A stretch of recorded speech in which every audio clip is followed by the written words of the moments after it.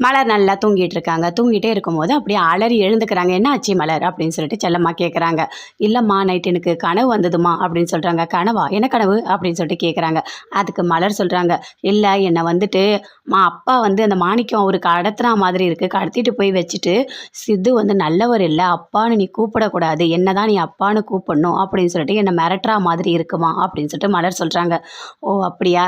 சரி சரி மலர், நீ ஏதாவது நினச்சிருப்ப, அதனால் கனவாக வந்திருக்கும், வேறு ஒன்றுமே இல்லை சரியா? நான் அம்மா உன் கூட இருக்கேன்ல, நீ தூங்கு" அப்படின்னு சொல்கிறாங்க. அடுத்த நாள் காலையில் எழுந்துக்கிறாங்க. எழுந்துட்டோடனே சரி போயிட்டு நம்ம சித்துவை பார்க்கலாம் அப்படின்னு சொல்லிட்டு போகிறாங்க ரூமுக்கு. பார்த்தா அப்படியே வந்து ஷர்ட் இல்லாமல் படுத்துட்ருக்காரு. பார்க்குறாங்க. பார்த்தா அப்படி நெஞ்சில் காயமாக இருக்குது.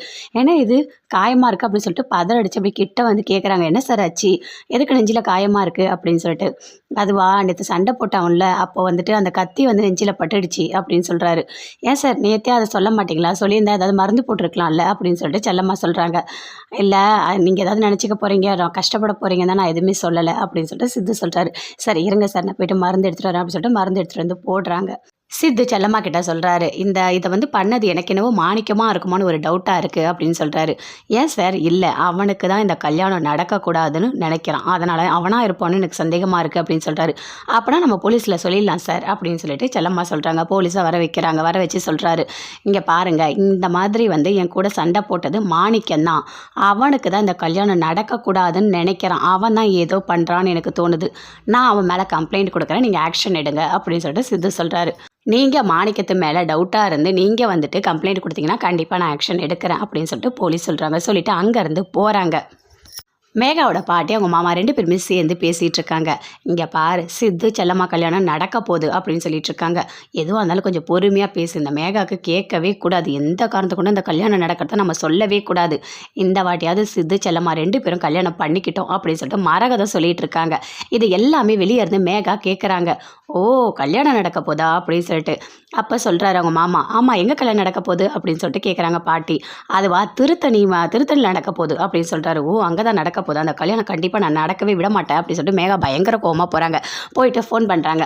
"மாணிக்கம், நீ எங்கே இருக்க?" அப்படின்னு சொல்லிட்டு. "நான் இங்கே தான் பக்கத்தில் இருக்கேன்" அப்படின்னு சொல்கிறாரு. "சரி வாங்க, உடனே உங்களை பார்க்கணும்" அப்படின்னு மேகா சொல்கிறாங்க. மேகா எதுக்கு நம்மளை வர சொல்கிறாங்க அப்படின்னு சொல்லிட்டு அப்படியே யோசிச்சுட்டே வராரு. வந்து பார்க்குறாரு.